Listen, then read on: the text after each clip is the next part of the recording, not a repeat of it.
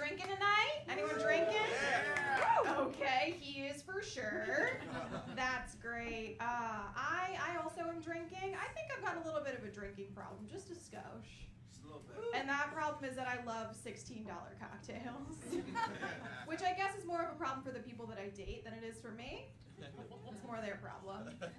Not tonight, though, because this place lets me drink for free. Yeah! Exactly. One of the perks of being a comic. You make minimum wage, but you make up for it in drink tickets. It's great. It's awesome. No, I think that your drink of choice says a lot about who you are as a person, right? Like, growing up, my drink of choice, I say growing up because, again, I do have a drinking problem. My drink of choice was Peach Andre. Do y'all know what Peach Andre is? No. No, okay, because you have class. That makes sense. Peach Andre is sparkling peach-flavored Moscato. Legally, I have to put the word Moscato in air quotes there, which meant that growing up, I was a woo girl. And I still do, absolutely. But no, your drink of choice absolutely says something about who you are as a person, right? Like, if you're still drinking Busch Light, then someone needs to tell you, you were never gonna go pro, Brandon. If your drink of choice is, I don't know, a gin and tonic, then you have a complicated relationship with your father.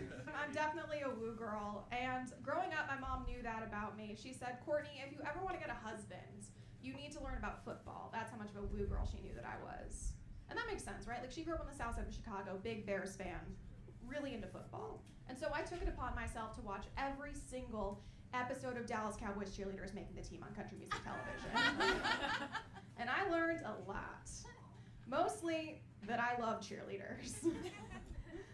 Maybe that's something that my future husband and I can have in common. That would be great. That would be great.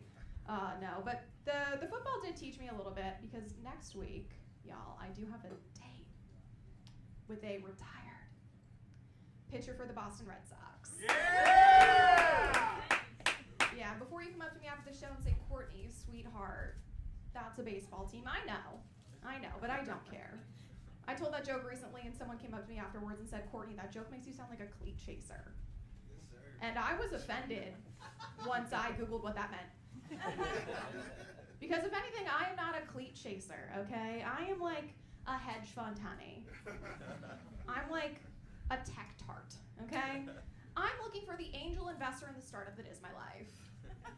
There's a girl in the back there who said it's your 26th birthday, right? I also turned 26 this year, and I don't know what was more upsetting to me, having to pay for my own health insurance for the first time, or realizing that I am no longer the demographic for dating Leonardo DiCaprio. And that is the only factor. It's not proximity. I would go to him. Absolutely. Especially if it meant that I could be on a boat. Being on a boat is one of my big goals for this year. Anyone else set New Year's resolutions? Being on a boat is one of mine. Specifically, I want to party on a boat in a playpen. Okay? That's a classic Chicago summer maneuver. And I tried last year. I was on dating apps specifically with the intention of getting on a party on a boat in a playpen. You know how you like pitch yourself differently on different dating apps depending on the demographic? Like Tinder, you're really direct because it's for hookups. And on Bumble, you're like really complimentary because it's for simps. I went on Hinge and I wrote in my little prompt, it was like, what are you looking for? And I was like, looking for an FWB for 4th of July weekend. You know, friend with both. Apparently not everyone knows that that's what that stands for. It's crazy to me. And so I was like, okay, you know what, I'm gonna go on a different dating site, I'm gonna pitch myself differently, different ad copy, if you will. And so I went online and I wrote, woman seeking man with access to aquatic vehicle, available wee hours of the night, 4th of July weekend. Triflers need not apply. And I got some responses, okay. But as it turns out, it was a bit more dateline than pickup line. One of us came back alive though. Anyone else here have siblings? I've got 2 younger siblings. Okay, great. You said you have siblings? Yeah. Do you think you're your parents' favorite child?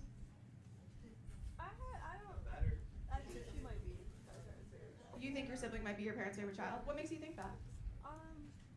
She's the youngest. She's the youngest. That's so interesting whenever people think their rationale for like why they are or aren't their parents' favorite child. I'm the oldest of 3 children in my family. I thought that I was my parents' favorite child for the longest time, and with good reason, right? Like, I'm the only one of their children who lives in Chicago, so they get to see me all the time, a parent's dream. I have a really decent paying job outside of this. I, like, you know, have never gotten arrested for underage drinking, or 3 weeks later gotten arrested again for underage drinking. Like my little brother, for example, he has a job. He works in Atlanta in commercial real estate sales, which basically means that he works 100% on commission. So if he doesn't sell anything, he doesn't make any money. So he doesn't make any money, basically. And I know that gift giving is some people's love language, but it's not like an entire way of determining if someone loves you or not, unless you're my dad, in which case it is. And this past year for Christmas, my dad made it very clear who his favorite child was. This year for Christmas, as a sign of how much they believe in my younger brother's real estate sales career, my parents cut him a check for $1,000 to help him pay his rent. That was so nice of him, right? They're like, we believe in you. This is to help you get on your feet. And for Christmas that same year, they gave me a pen. A really nice pen, a Mont Blanc pen, but still a pen. And what that told me is that when my dad very soon is old and past because he gave me this pen, he anticipates that I am going to be writing $1,000 checks for my younger brother. And I don't know what's worse, the fact that I don't have that kind of money, or the fact that I'm 26, I don't know how to write a check. I'll leave you with this. Another fun fact about me is that I'm Mexican. I don't know if any of you could tell that. I am Mexican. I grew up in Connecticut, though, so I wasn't around a lot of Mexican people growing up. And so growing up, the only sort of commentary I heard about Mexico was from girls who would go to Mexico for spring break. And they would say, Courtney, if you ever go to Mexico, be careful about Montezuma's revenge. Y'all know what Montezuma's revenge is? Yeah, exactly. It's when they tell you not to drink the water because the bacteria could give you digestive problems.